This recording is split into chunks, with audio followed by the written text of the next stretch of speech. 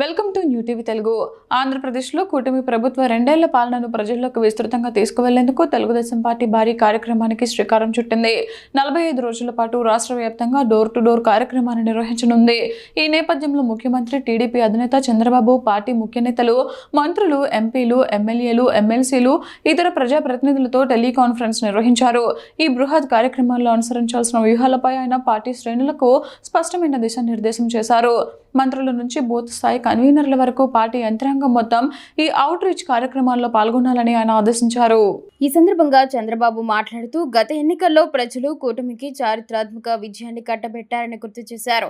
94% strike rate, 57% ఓట్లతో మనం గెలిచాం. నాటి ప్రభుత్వ విధ్వంసం, ఘోర తప్పిదాల వల్లే 151 సీట్ల పార్టీ 11 సీట్లకు పడిపోయింది అని ఆయన వ్యాఖ్యానించారు. కూటమి పార్టీల పోరాటాలు, ఎన్నికల వ్యూహాల వల్లే అద్భుత విజయం సాధ్యమైందని తెలిపారు. ఇప్పుడు అదే స్ఫూర్తితో ప్రజలకు మరింత చేరువ కావాలని పిలుపునిచ్చారు.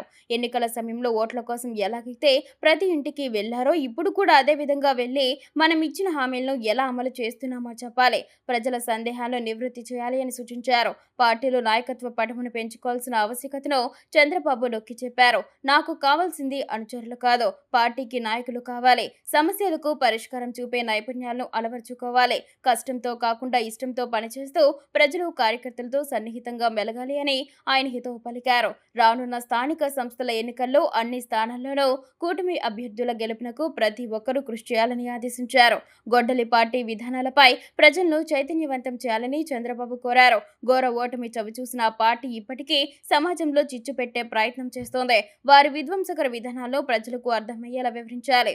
యువతను వారు ఏ విధంగా నిర్వీర్యం చేశారో, యువత భవిత కోసం కూటమి ప్రభుత్వం ఏం చేస్తుందో ప్రజల్లోకి బలంగా తీసుకువెళ్లాలి అని ఆయన అన్నారు. ప్రజలతో నిరంతరం మమేకమైతేనే ప్రతిపక్ష కుట్రలను ఎండగట్టగలమని స్పష్టం చేశారు.